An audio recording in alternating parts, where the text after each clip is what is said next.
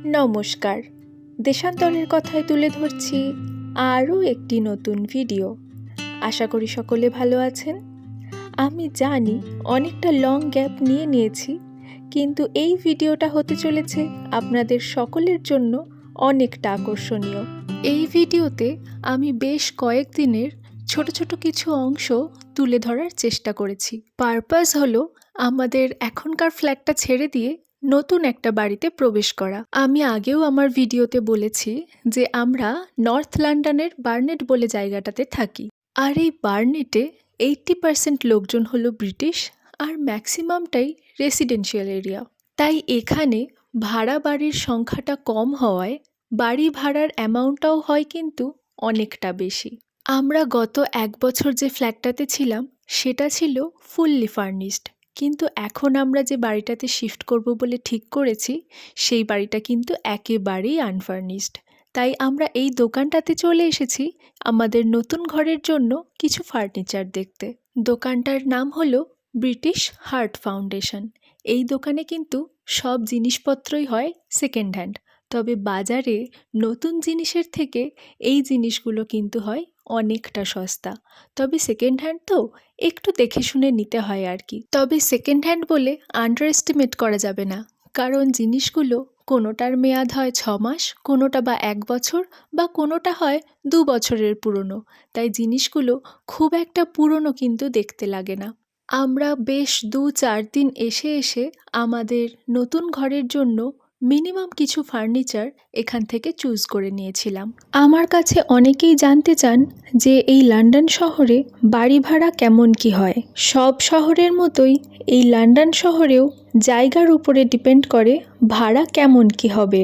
London শহরের মধ্যে 1 BHK ফ্ল্যাটগুলোর ভাড়া মোটামুটি ওই 1300 থেকে 1400 পাউন্ডের মধ্যে শুরু হয়ে থাকে, অর্থাৎ ইন্ডিয়ান কারেন্সিতে সেই অ্যামাউন্টটা গিয়ে দাঁড়ায় 1,30,000 থেকে 1,40,000।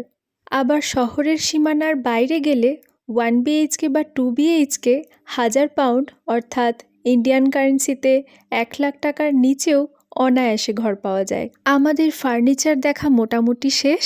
দুপুর 2টো নাগাদ বেরিয়ে তখন ঘড়িতে বাজে প্রায় সন্ধে 7টা, আর পেটে তখন ইঁদুর বাবাজি ধুমতানানা বলে নৃত্য করছেন।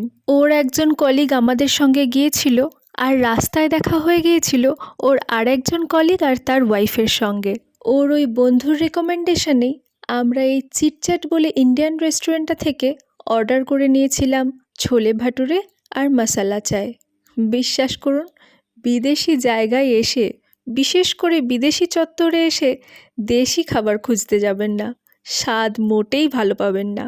দিনটা ছিল 2 মে, আর তার পরের দিনই অর্থাৎ 3 মে আমাদের এই ফ্ল্যাটটা ছেড়ে দেওয়ার পালা।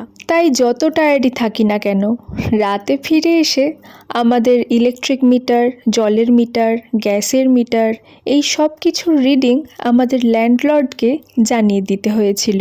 এবারে বলি, আমরা গত 1 বছর এই যে ফ্ল্যাটটাতে ছিলাম এটার ভাড়া কত ছিল।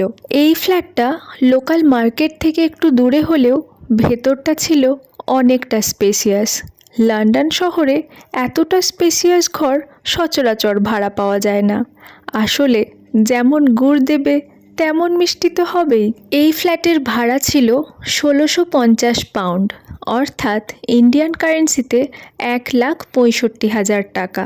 এখানেই শেষ নয়, এর সঙ্গে অ্যাড অন হয় ইলেকট্রিক বিল, জলের বিল, গ্যাসের বিল আর কাউন্সিল ট্যাক্স। সব মিলিয়ে আমাদের মোটামুটি ওই 2100 পাউন্ড মতো চলেই যেত। ফ্যামিলিতে যদি কেউ সিঙ্গেল আর্নার হয়ে থাকে তাহলে তার ইনকামের অর্ধেকের বেশি এই ঘর ভাড়া আর বিল দিতে দিতেই শেষ। বিদেশি জীবন খুবই সুখের, খুবই আনন্দের। কথাটা আসলে সত্যি নয়। আসলে বাবা মায়ের ছত্রছায়া থেকে বেরিয়ে যেদিন প্রথম বাড়ির বাইরে থাকা শুরু করবে সেদিন থেকেই শুরু হয়ে যায় জীবনের নতুন এক অধ্যায়, জীবনের অন্যরকম এক স্ট্রাগল। একবার শেষবারের মতো এই ঘরটার ভিডিও আপনাদের সামনে তুলে ধরছি। এদেশে কিন্তু এমনি এমনি নিজেদের জিনিসপত্র সব গুটিয়ে পাটিয়ে ঘর ছেড়ে দিয়ে চলে যাওয়া যায় না। ঘর ছাড়ার আগে ঘরের কর্নার টু কর্নার সমস্তটা পরিষ্কার করে দিয়ে তবে বেরোতে হয়। তার মধ্যে থাকে ঘরের সমস্ত ফার্নিচার, ঘরে যদি কোনো কার্পেট পাতা থাকে তাহলে সেই কার্পেট, কিচেনের সমস্ত drawers, fridge, chimney, oven, gas, বাথরুমের ফ্লোর, কোমোড, বাথটাব, বেসিন, এই সমস্ত কিছু। আর তার সঙ্গে জানলার কাঁচও পর্যন্ত কাঁচের মতো ঝকঝক করে পরিষ্কার করে যেতে হয়। হ্যাঁ, অনেকের পক্ষেই এতটা করা সম্ভব হয়ে ওঠে না। তখন তারা অনেক সময় টাকা দিয়ে প্রফেশনাল ক্লিনার দিয়ে পুরো বাড়ি পরিষ্কার করিয়ে নেয়। আবার অনেকে ওইভাবেই ছেড়ে ছুড়ে দিয়ে চলে যায়।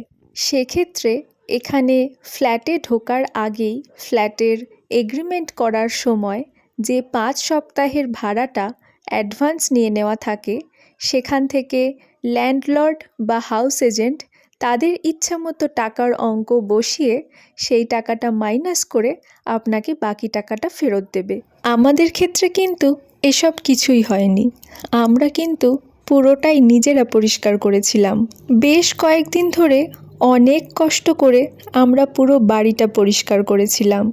তাও মনের মধ্যে একটা ডাউট ছিল, না জানি আমাদের ল্যান্ডলর্ড সব দেখে স্যাটিসফাইড হবেন কি না।